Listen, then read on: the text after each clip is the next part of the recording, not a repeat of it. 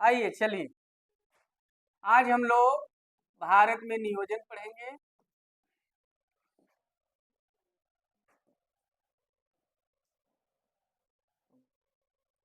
भारत में नियोजन,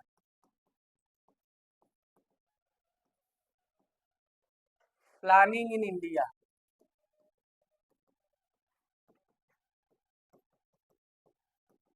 आइए देखिए,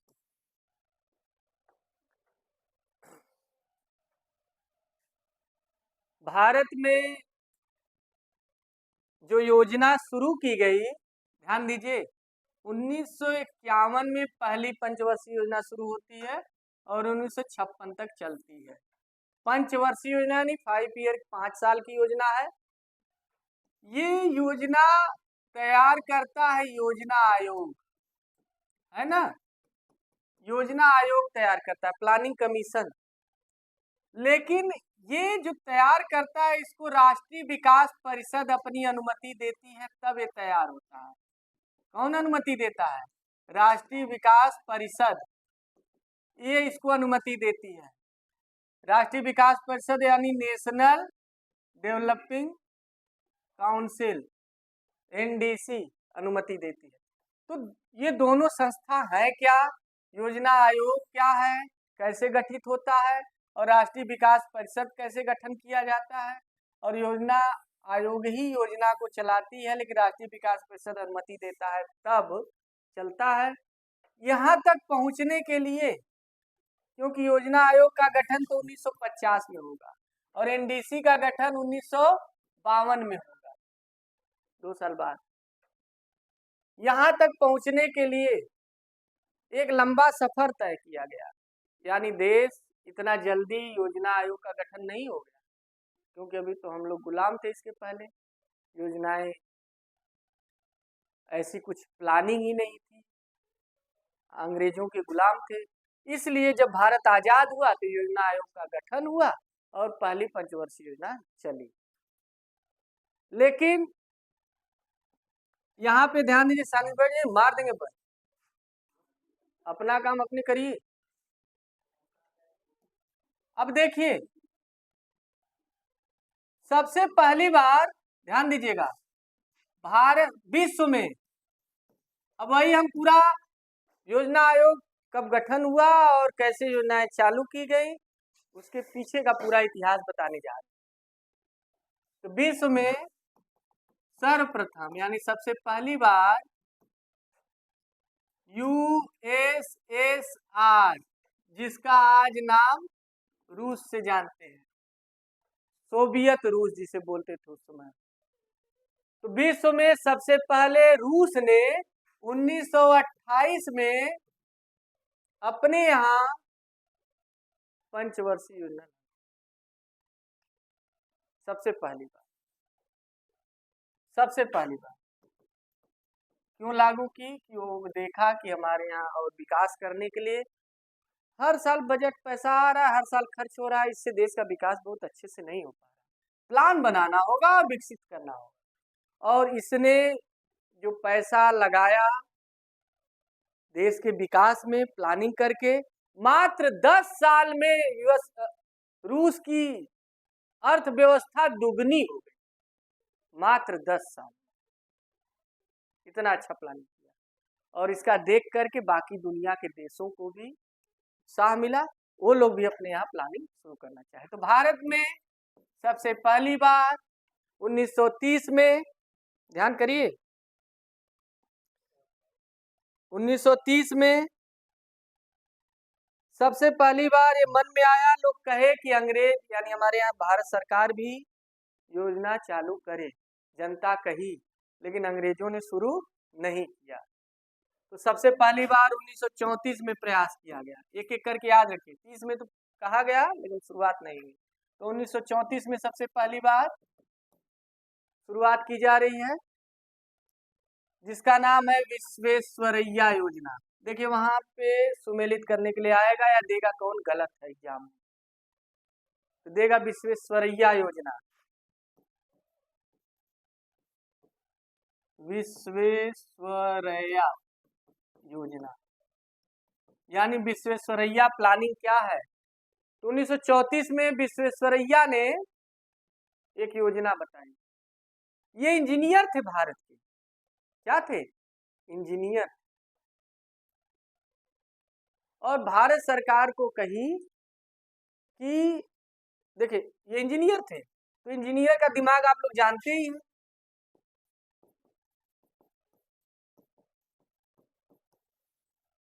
उद्योग में, यानी इंजीनियर उद्योगों में काम करते हैं, इंडस्ट्री में ही ज्यादा मशीन बनाते हैं। तो इन्होंने कहा कि भारत में जो कृषि में लगे हुए वहां से अधिक लोगों को उद्योगों की तरफ ले आइए और भारत में उद्योग की स्थापना करिए। इन्होंने कहा एक पुस्तक थी, इनकी पुस्तक का नाम है, बताइए पुस्तक का नाम? द प्लान्ड इकोनॉमी ऑफ, मतलब अभिषेक हिंदी बताइए इसके। अर्थशास्त्र हो गया। इकोनॉमिक्स में मतलब होता है अर्थशास्त्र, इकोनॉमी है भारत का आर्थिक नियोजन या नियोजित अर्थ, प्लान्ड इकोनॉमी ऑफ इंडिया यानी नियोजित आर्थिकी। यानी भारत में ये पहली बार, ये इनकी पुस्तक है, एम विश्वेश्वरैया की पुस्तक है। इसी पुस्तक में ये कह रहे हैं, क्या कहे, जो टर्म बताए वो टर्म नहीं यूज किए थे, हम तो जनरली बताए कि कृषि क्षेत्र से ले आकर के ज्यादातर लोगों को उद्योग क्षेत्र में लगा दीजिए। वो टर्म यूज किए थे कि कृषि में जो श्रम आधिक्य है, समझ पा रहे हैं, श्रम आधिक्य, कृषि में से श्रम आधिक्य को हटाकर, सरप्लस ये शब्द कई बार आ चुका है, अधिक, श्रम आधिक्य को, कृषि में से श्रम आधिक्य को उद्योगों की तरफ स्थानांतरित किया जाए। कहाँ किया जाए? उद्योगों की तरफ स्थानांतरित किया जाए। इसका मतलब क्या है, ध्यान समझिएगा। मतलब कई बार बता चुके हैं, छिपी बेरोजगारी या प्रच्छन्न बेरोजगारी कहाँ है सबसे ज्यादा? भारत में कृषि में। कैसे उदाहरण देके बताए थे कि मान लीजिए गांव है एक बड़ा सा, जिसका नाम है, गांव का नाम है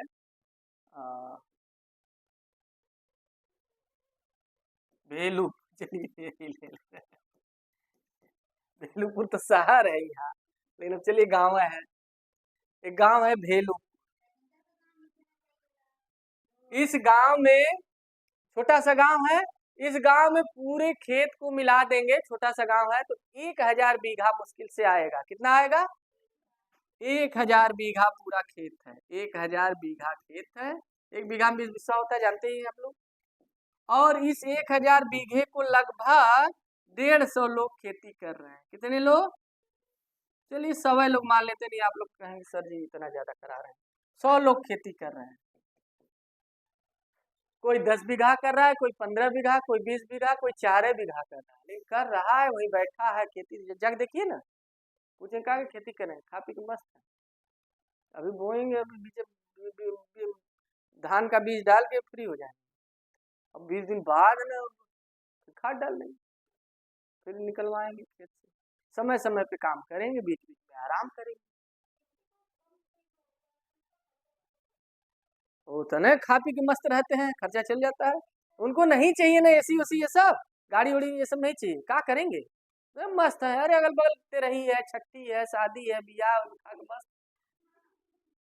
आइए देखिए, सुनिए पहले, 1000 बीघा उनके पूरे गांव का खेत है, 100 लोग हैं, तो एक लोग के हिस्से औसत कितना पड़ा? 10 बीघा। यानी एक लोग कितना खेती कर रहे हैं? 10 बीघा। लेकिन अगर चाह ले ये लोग तो क्या एक लोग 20 या 25 बीघा भी नहीं कर सकते? 50, पंजाब में तो 100 बीघा 200 करते हैं अकेले। हाँ, आराम से हो जाएगा। दिन भर खाते भी वही, खाना भी पीते हैं, धाय के बना दे, शाम को बाटी चोखा लगता है, बहुत दिन भर मुर्गा खाते हैं। आराम से, जानते हैं कैसे करते हैं? कुछ है टेक्नोलॉजी नहीं, सुनिए तो, एक तरफ से जोतेंगे, जुता गया, एक तरह से बीज डाल दी, 2 दिन बाद धान पड़ गया, गेहूं पड़ गया, अब उगेगा, पानी भर दी, ट्यूबवेल है, 10-10 बीघा करके 5 दिन में करेंगे, क्या दिक्कत है? आखिर में तुम लोग क्या कर रहे हो? 10-5 बीघा पकड़ के एक दिन बो के 2 दिन आराम है तो कर रहे हो, एक हफ्ता वो क्या करेंगे? वो भी आराम करेंगे, लेकिन वो 10-10 बीघा 5 शिफ्ट में बोएंगे, 5 दिन काम मिला उनको ना, 5 दिन मिला ना, अब फिर 10-10 बीघा करके फिर करेंगे। तो आराम करते हैं, वो भी करते हैं आराम, लेकिन हम लोग बहुत ज्यादा आराम करते हैं। जिस दिन काम रहेगा उस दिन मार दिखाए, अरे भूसा ढोए के दिन भर भूसा, वह दिखाएंगे काम, बाकी फिर 10-10 20-20 दिन आराम करते हैं। आपको नहीं पता, करते हैं आराम, 20-20 दिन आराम करते हैं। जब रोपनी शुरू होगी तब ना रोपेंगे, सोहनी शुरू होगी तो सोएंगे, उसके बाद आराम। तो 100 लोग ये काम कर रहे हैं, अगर ये चाह लेना तो हम आपको बता दें, चलिए 50 बीघा नहीं 2500 बीघा करेंगे, तो यानी 25 लोग मिलके आराम से 1000, हाँ तो 25 बीघा मान लीजिए कर रहे हैं तो 1000, यानी इसका मतलब 25 लोग, मान लेते हैं 25 लोग मिलके खेती कर सकते हैं। कितने लोग कर सकते हैं ना? ध्यान समझिएगा। अभी भगा देंगे बाहर, दिखा रहे हैं क्लास चल रहा है, दिखा रहे हैं, खाली समय में नहीं दिखा रहे। 25 लोग मिलके खेती कर रहे हैं, ध्यान समझिएगा, और ये 2500 लोग आराम से 1000 बीघे की खेती कर लेंगे। 75 लोग क्या हो गए? बेकार बच गए। ये 75 लोग क्या करें? उद्योग में जाए, इंडस्ट्री में जूता बनवाए, चश्मा बनवाए, घड़ी बनवाए, हाँ वहां बनवाए, मोबाइल इंडस्ट्री उत्पादन करें। जो मोबाइल 10,000 का है 4,000 में बिके, जो जूता 5,000 का 2,000 का बिक रहा है 500 में बिके, खूब उत्पादन हो। तो यहाँ से हटा के कहाँ ले जाइए? इंडस्ट्री में, क्योंकि हमारे यहाँ आपको पता है पूरी व्यवस्था, आपको क्या पता है कि 56 से 60% लोग कहाँ लगे हैं? कृषि में। और उत्पादन कितना करते हैं पूरे अर्थव्यवस्था का? 14%। तो अगर ये 25 ठो रहेंगे ना, तब वो उतना उत्पादन होगा जितना धान गेहूं हो रहा है, कम नहीं होगा, उतने ही होगा। तो हमारे देश में कुल उत्पादन कितना हो रहा है? ये 56% लोग इतना धान गेहूं उगा दे रहे हैं, और बाकी 44% लोग मिलके क्या कर रहे हैं? सेवा कर रहे हैं। मान लीजिए जैसे टीचर, 3 सेक्टर होता है ना, बताए थे ना, कृषि वाला प्राथमिक सेक्टर, द्वितीयक, तृतीयक, तो उद्योग आपका द्वितीयक सेक्टर है। तो द्वितीयक वाले 32% 33% तक उत्पादन होता है, वही उद्योग बढ़ के हमारा बढ़ जाएगा, 56, 57, 58% तक उत्पादन होने लगेगा। तो हमारे देश में जितना उत्पादन हो रहा है,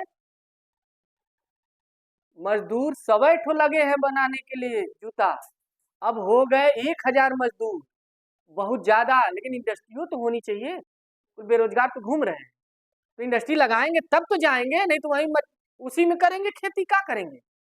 उनका भी तो वही हाल है। तो इंडस्ट्री बढ़ाइए, इंडस्ट्री की तरफ ले जाइए, और लोग जाएंगे उद्योग में लगेंगे। जितना पूरे भारत का जितना उत्पादन टोटल हो रहा है, इतना धान गेहूं हो रहा है, इतना जूता चप्पल और चश्मा और ये सब बन रहा है, ये बढ़ जाएगा, बढ़ने वाला एरिया ये वाला बढ़ जाएगा, तो देश का इनकम अपने आप बढ़ जाएगा और अपने आप देश विकसित हो जाएगा। ये आज नहीं कहे थे, आज से 100 साल पहले ही बता दिए थे, लेकिन अभी तक ये लोग किए नहीं। बीच में नेहरू जी की सरकार थी तो तुरंत फटाफट इंडस्ट्री बनी, बहुत इंडस्ट्री बनी। हाँ, तो आइए देखिए 1934 में ये यही कहे कि कृषि से जो श्रम अधिक है, यानी श्रम यानी मजदूर जो सरप्लस में है, कितने ज्यादा हैं? 75, इनको उद्योग की तरफ स्थानांतरित किया जाए। इन्हें कहाँ भेजा जाए? उद्योग की तरफ। समझ में आया अब ना? जो एक्स्ट्रा वाले हैं, फायदा होगा कि नहीं देश को? ठीक है, यही बात ये कही उस समय। पुस्तक कौन सी है? पुस्तक देख लीजिएगा, इस पुस्तक को पढ़ लीजिएगा, उसमें होगा the planned economy of India. अगला 1934 में ही फिक्की ने एक प्रस्ताव दिया। फिक्की का नाम सुने हैं? आपको हम बता दें फिक्की है क्या, निक्की क्या था। हाँ, बताए थे कि जापान का शेयर सूचकांक था निक्की, है ना। अरे फिक्की क्या है? जैसे चाय फीकी हो गई, बताइए।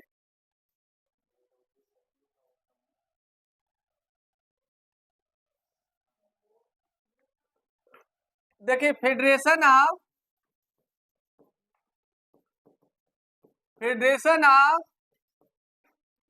इंडियन, नहीं इंडस्ट्री, इंडियन, हाँ इंडियन, इंडियन भारत का है।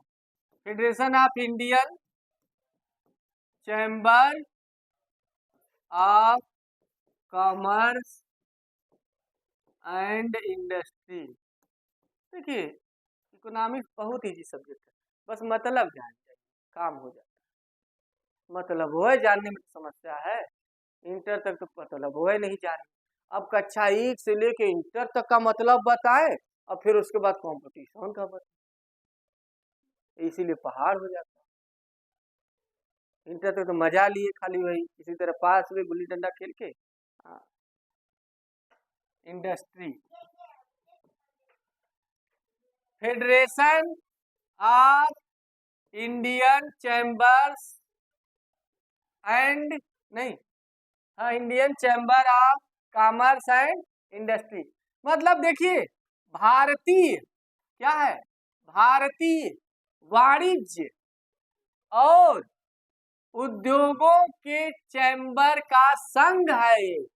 क्या है, यानी ये भारत के जितने भी उद्योगपति हैं, अभी इंटरनेट तक चलेगा, उसके आगे नहीं समझेंगे।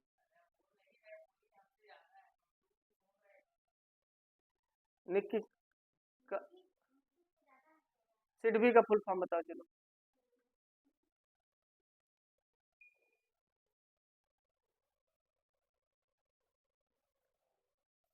फेडरेशन ऑफ, ये नाम से स्पष्ट है, उद्योगों का क्या है, जितने उद्योगपति हैं और वाणिज्य में जो काम करते हैं व्यापार, उनका संगठन है ये, भारत का सबसे बड़ा संगठन है। टाटा बिरला सब इसी में बैठते हैं, समूह है। कभी तुम भी उद्योगपति बनोगे तो इसी में शामिल हो जाओगे। ध्यान से तो सुनना है नहीं, हमेशा वही बस 5 बीघा लेके पकड़े रहना है। तो कहने का मतलब फिक्की क्या है, ये उद्योगपतियों का, व्यापारियों का क्या है, समूह है, भारत का सबसे बड़ा समूह है, इससे बड़ा कोई नहीं है। इसने बहुत पहले कहा है, देखिए इसने 1934 में कहा था कि भारत को अगर विकसित होना है और मजबूत होना है तो सबसे पहले व्यापक रूप से अपनी अर्थव्यवस्था को नियोजित ढंग से, मतलब प्लानिंग करके तब इसको चलाए।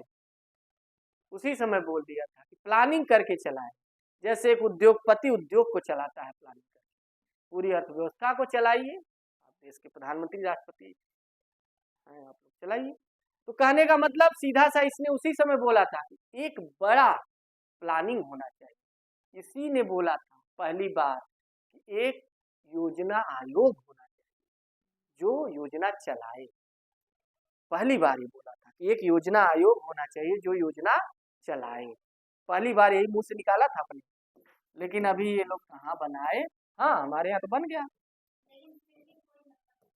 एक राष्ट्रीय योजना आयोग होना चाहिए, इसने बोला था। ठीक है, 1934 में ये बोला। आगे 1938 का जब समय आया तब 1938 में राष्ट्रीय योजना समिति का गठन किया गया।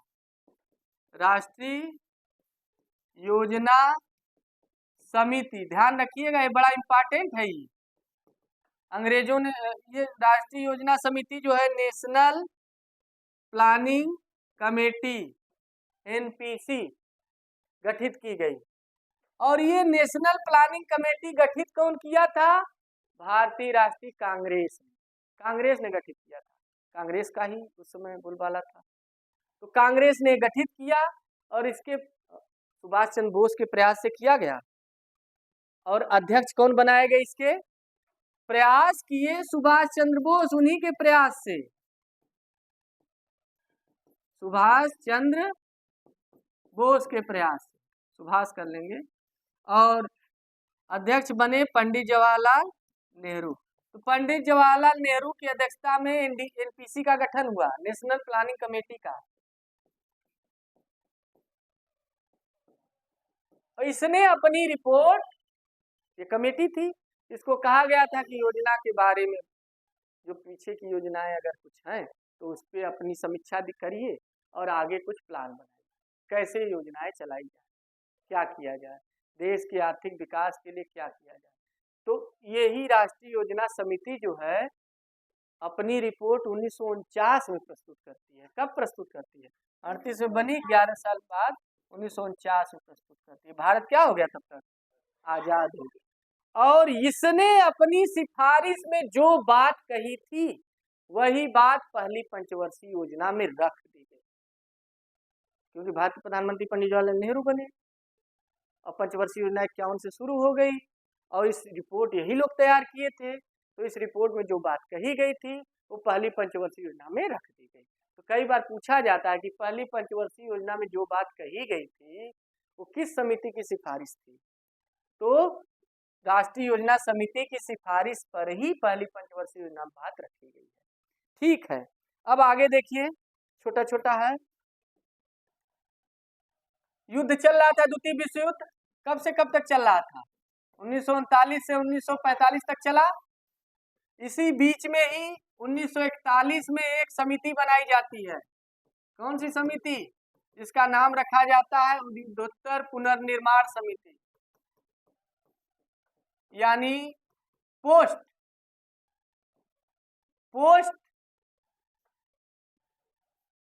वार, यानी युद्ध के बाद, पोस्ट वार रिकंस्ट्रक्शन कमेटी, यानी युद्ध के बाद एक समिति। यानी इसमें लिखा गया था एक समिति बनाई गई है जो युद्ध समाप्त होने के बाद, युद्ध तो चल ही रहा है, युद्ध समाप्त होने के बाद पुनर्निर्माण के लिए आप योजनाओं की बात करेंगे और योजना बताइए पुनर्निर्माण कैसे हो।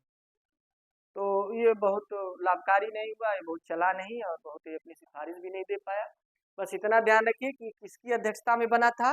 एम.एन. राय। एम.एन. राय कौन थे? नाम सुने आप लोग? मानवेंद्र नाथ राय। किसकी अध्यक्षता में बना था? मानवेंद्र नाथ राय। इनका नाम सुने हैं कहीं?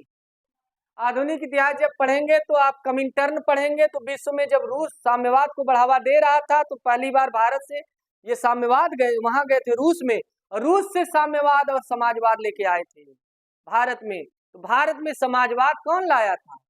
एम.एन. राय, मानवेंद्र नाथ राय, और कमिंटर्न के सदस्य बने। तो भारत में पहली बार 1920 में ही कमिंटर्न मतलब कम्युनिस्ट इंटरनेशनल का शॉर्ट नेम है, वहां बताए थे कमिंटर्न। तो कमिन मतलब कम्युनिस्ट आधा, इंटरनेशनल का इंटर्न जोड़ के बना कमिंटर्न। ठीक है, तो एम.एन. राय बहुत चर्चित व्यक्ति। तो ये इनकी अध्यक्षता में समिति बनी थी, युद्धोत्तर पुनर्निर्माण समिति।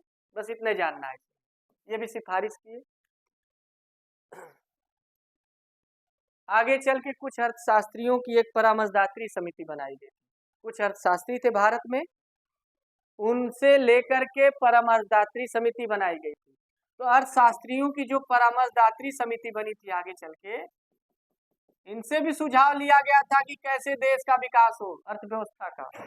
तो अर्थशास्त्रियों की जो परामर्शदात्री समिति थी, मतलब सिफारिश करने वाली समिति,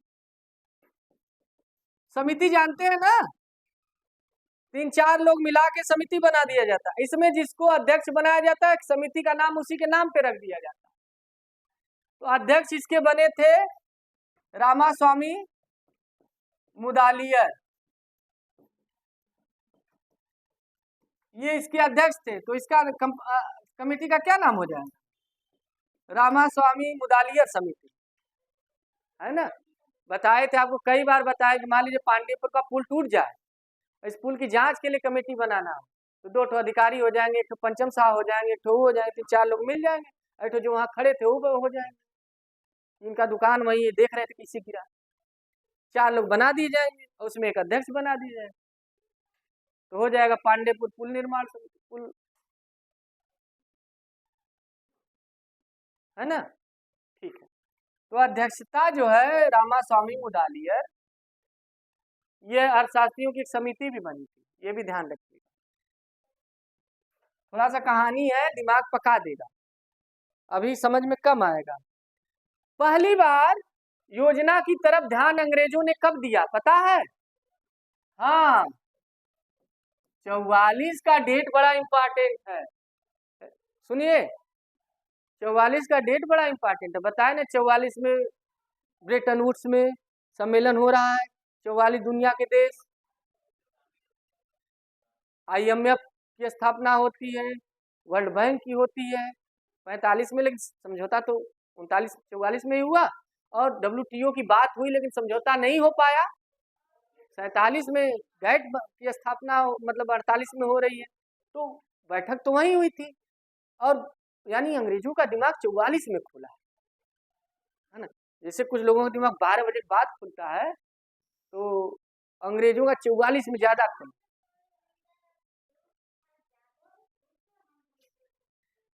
अब सुनिए पहले 1944 में क्या हुआ, सुनिए पहले, भारत में अंग्रेजों ने पहली बार प्रयास किया और इसके लिए एक नाम रखा, योजना विभाग। हमारे यहाँ योजना एवं विकास विभाग की स्थापना हुई। क्या हुआ? योजना एवं विकास विभाग। अच्छा ये बताइए, सब विभाग विभाग समझ में आता है?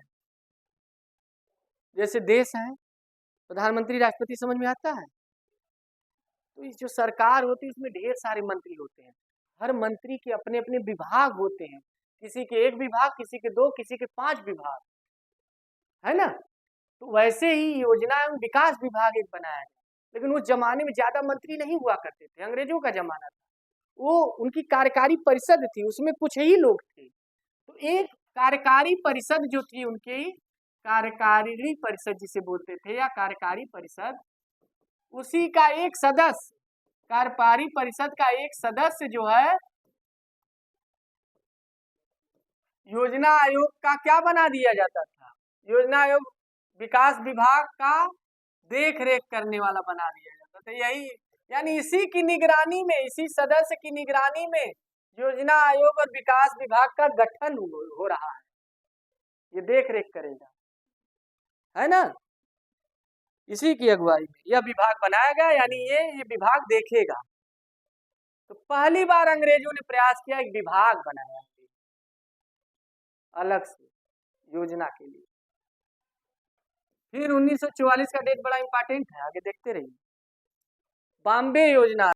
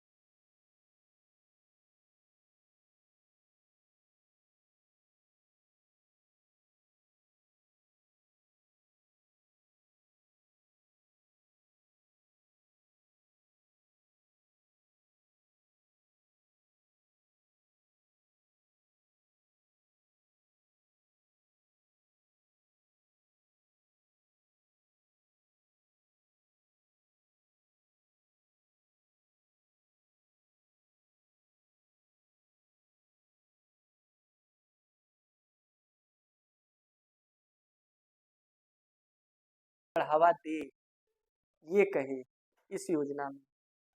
और दूसरी बात ये कहे कि अभी तक केंद्रीकरण है, अर्थव्यवस्था का क्या है, केंद्रीकरण कुछ ही लोगों के हाथ में। विकेंद्रित कर दीजिए, सबके पास पैसा पहुंच जाए। अभी देखिए जमींदारी खत्म नहीं हुई, जमींदार भरे पड़े थे, 2-2 गांव का जमीन उनके पास था, अकेला बताए थे ना, एक एक गांव 2-2 गांव की जमीन उनकी थी। गांव के सारे व्यक्ति उन्हीं की जमीन लेके खेती करते थे और फिर उनको चुकाते थे, ये अकेला मालिक बन के बैठे थे। 1950 में बताए ना जमींदारी उन्मूलन आया और तुरंत एक ही दिन में निर्णय हो गया। बहुत बड़ा काम कांग्रेस किया, आज तक इतना बड़ा काम कोई नहीं कर पाया, कोई कर भी नहीं पाता। एक ही झटके में किया कि जो जिस खेत पे खेती कर रहा है उसकी हो गई, खत्म कहानी। खेतीहर है तो खेती करते हैं, और जो उनका था जमींदारों का, अपने जमीन पे जो खेती कराते थे 20 बीघा 25 बीघा, उनका रह गया, है ना। बहुत बड़ा काम थी, तभी तो जाके सबके पास जमीन हो गया। आज भी वैसे उन्हीं का ले ले करते, हर गांव में था, हर 2-3 गांव में एक जमींदार हुआ करते थे। और अपने कैसे चलते थे पता है, उस जमाने में बैठ जाते थे रथ पे, 10 घोड़ा आगे 20 तो पीछे, बंदूक लेके, इतनी भौकाल थी, कुछ काम नहीं, बैठे रहते। चलिए आज खत्म हो गया, जमींदारी खत्म। आगे चलिए, 1945 में एक योजना आती है जन योजना, जिसका नाम आता है, क्या नाम आता है, जन योजना या जनता योजना इसी को बोलते हैं, या जनवादी योजना, कई नाम आता है, जनवादी, जनता योजना, जनता की योजना। ये योजना लाए थे वही जो भारत में अंतर्राष्ट्रीय साम्यवाद की स्थापना की थी, एम.एन. राय, मानवेंद्र नाथ राय, एम.एन. राय। एम.एन. राय की अध्यक्षता में योजना तैयार की गई। इस योजना पर मार्क्सवादी समाजवाद का प्रभाव पड़ा है और इनका मुख्य जोर था कि कृषि विकास के साथ साथ उद्योग का भी विकास, सिर्फ कृषि ही नहीं, क्योंकि जब तक उद्योग डेवलप नहीं होगा कोई देश विकसित नहीं बन सकता, सिर्फ कृषि के दम पे नहीं बन सकता। कृषि में चीजें बनेंगी, फिर वो चाउमीन, मैगी, बिस्किट उद्योग में बनेगा। तो भाई जब तक उद्योग में चीजें बनेगी नहीं, हम रुई उत्पादन कर दिए खेत में, कपड़ा कैसे बनेगा, इंडस्ट्री में ही तो बनेगा। तो इंडस्ट्री होना चाहिए, उद्योग का विकास होना चाहिए, ये यही कहें कि कृषि के साथ साथ उद्योगों को भी प्रोत्साहन दिया जाए। और बस जल्दी हो जाएगा। अब आगे चल करके योजना सलाहकारी परिषद, सुधार लीजिएगा नोट्स में, सहकारी लिखे आप लोग, योजना सलाहकारी परिषद, प्लानिंग एडवाइजरी काउंसिल।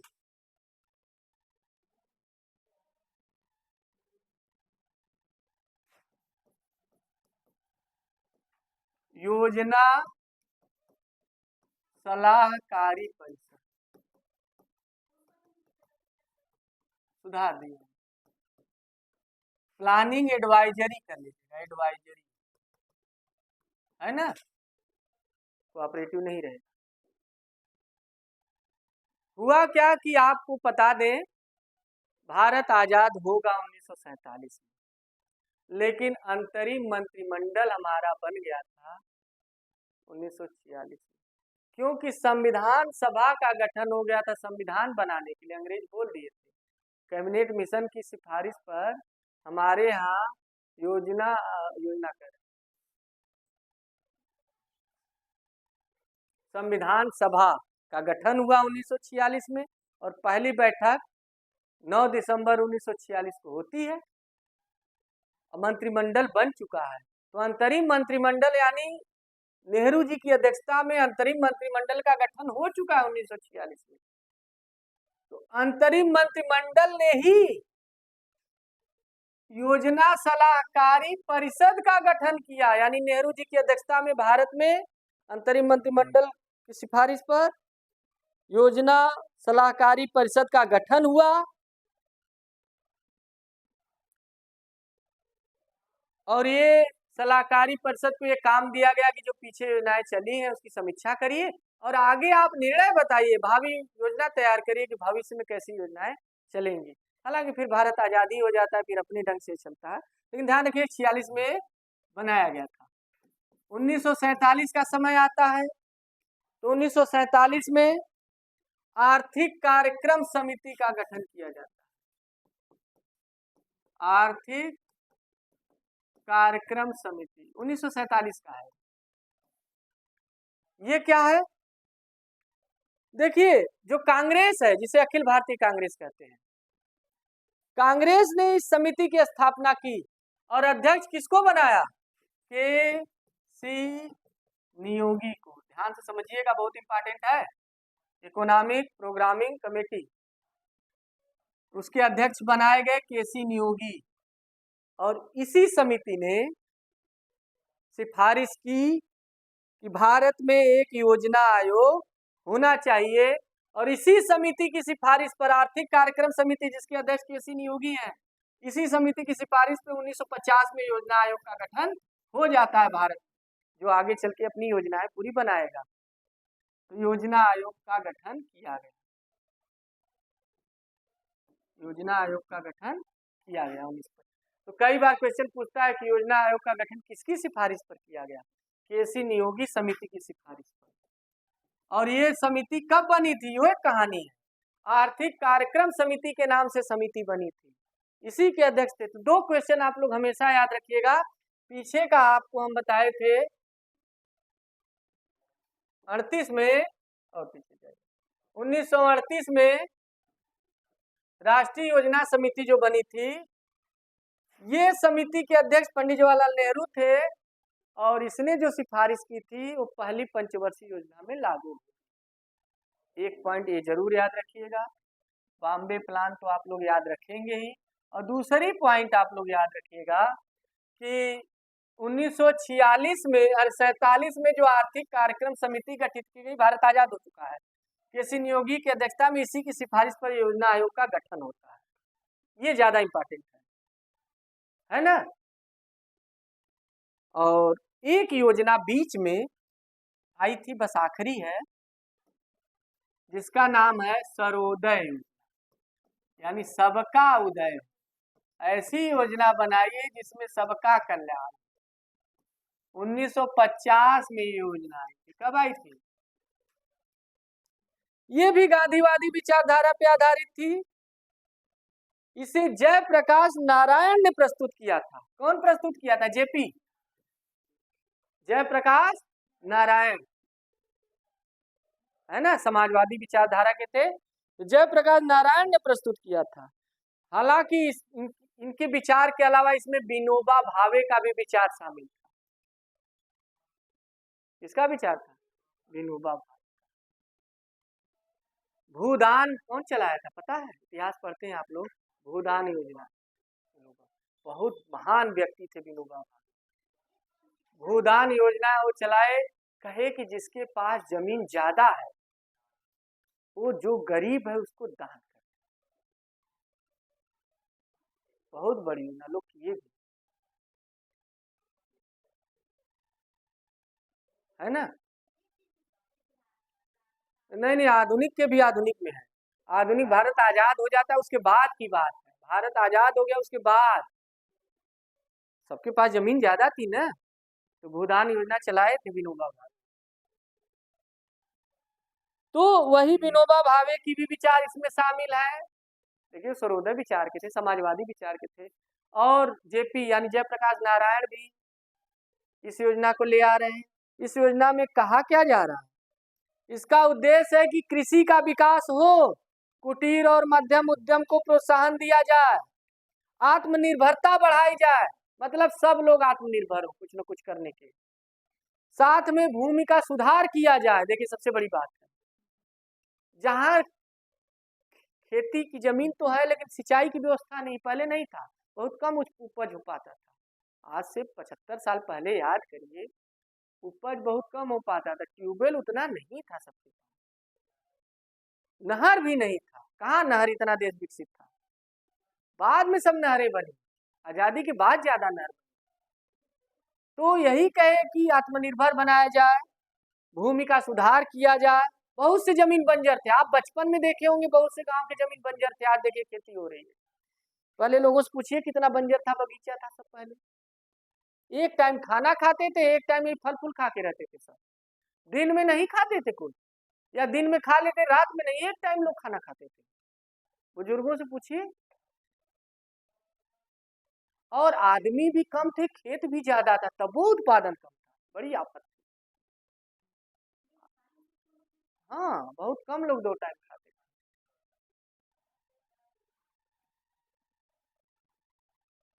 और कहा गया कि आत्मनिर्भर गांव बनाए जाए और योजनाओं का विकेंद्रीकरण किया जाए। विकेंद्रीकरण मतलब दूर दूर तक योजनाएं फैलाई जाए, एकदम। विकेंद्रीकरण मतलब जानते हैं? केंद्रीकरण मतलब एक हाथ में, केंद्रीकरण मतलब एक हाथ में, विकेंद्री मतलब कई हाथ में। आपके पास भी शक्ति, उनके पास भी, उनके पास भी, सबके पास है ना, विकेंद्रित करें। ठीक है, ये खत्म हो गया। अब हम लोग योजना आयोग का गठन होगा और कल अगले टर्न पे योजना आयोग का गठन करके योजनाएं चलाएंगे। ठीक।